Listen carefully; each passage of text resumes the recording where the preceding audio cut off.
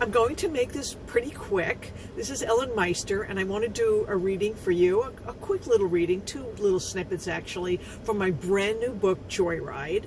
I'm reading to you from the front seat of my car for a good reason. A lot of the action of this book actually takes place in a car. My main character, Joyride Martin, is an Uber driver who wants to be a life coach. And she gets the idea to become a life coach from the front seat of her car. I'll let you read the book and see for yourself whether that really happens.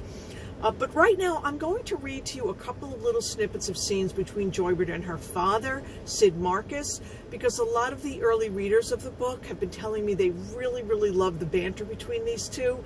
They really do have this sort of an odd couple kind of quality to their relationship, since Joyride is very cheerful and optimistic and earnest, and her father, a failed comedy writer who wound up broke on her doorstep in Brooklyn, is really crusty and cynical.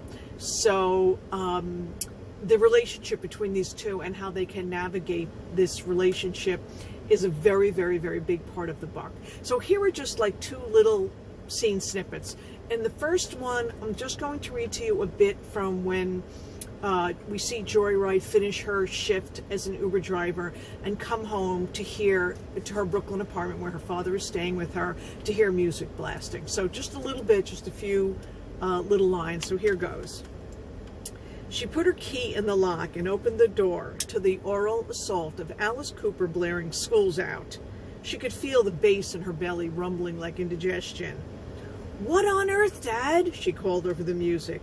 He sat in the recliner in the middle of the living room. His eyes closed and didn't hear her. She flicked the light switch on and off, and he looked up, giving a small wave of acknowledgement. "Dad," she shouted, "you want me to turn it down? For God's sake." She walked over to the expensive sound system he had brought with him from L.A. and clicked it off. "I was listening to that," he complained. "I have neighbors," he snorted. "Tell me about it. Beatnik Betty has been blasting Joni Mitchell all day." "Is that what this is about?" she asked. As far as Joyride could tell, her father resented the disrespect more than the music, or what he perceived as disrespect anyway.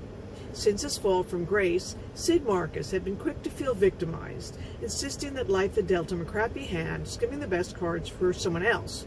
At one point, Joyride had gently suggested that as a white guy from Connecticut, who was more privileged than the vast majority of humanity, he'd been dealt at least a couple of aces.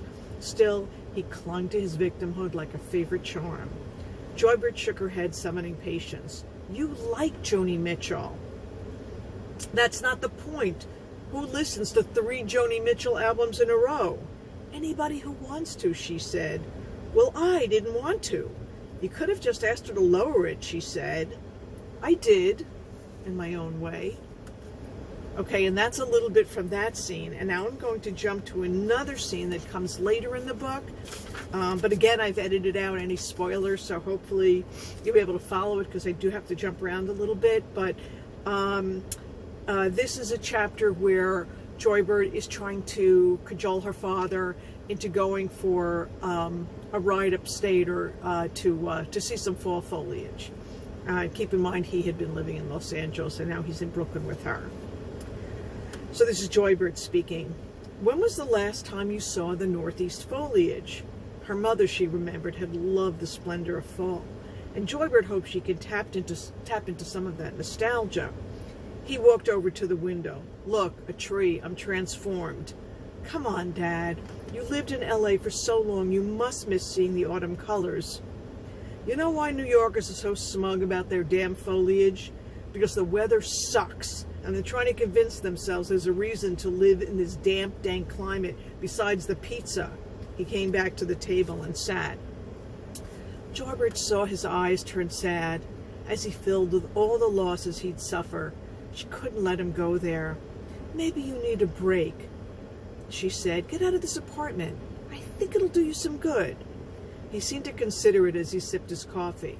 "That's what my therapist used to say." "Is that a yes?" "My therapist was an idiot." "I don't think you really believe that," Joyride said, noting that his voice had lost its edge. She wondered if he was softening, willing to be convinced. "Please, Dad," she added, "I really want to spend the day with you, and I think you'll like my friend." "Who is this guy anyway? Someone you're screwing?" Joybird kept her face even. She didn't like to give any oxygen to her father's crudeness. Besides, she understood it was a cover for his melancholy. "He's just a friend," she said. "He's very smart." "Spare me," he said with a bitter laugh.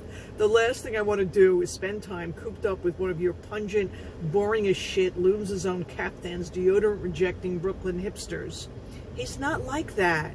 He lives in a condo and works in finance. And he smells wonderful. I've met your friends, Bertie, and I've never seen anyone like..." He stopped himself and stared hard at her face. "Wait a second. Is this the Wall Street guy? The fat dude?" "His name is Devin, and he's not fat." "I thought you didn't want to go out with him." She clucked. "I told you, we're just friends. And there's this art gallery he wanted to pop into up in Darien, and he offered to drive, so..." Her father laughed again, this time amused. Okay, he snorted. "Don't say another word. You'll come?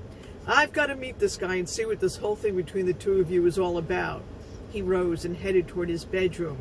"You might want to shave," she called. He turned to look at her. "You really have the hots for this guy." "It's not that. Relax," he said. "I won't embarrass you. I'll even change my underwear." "You mean that?" He knitted his brow.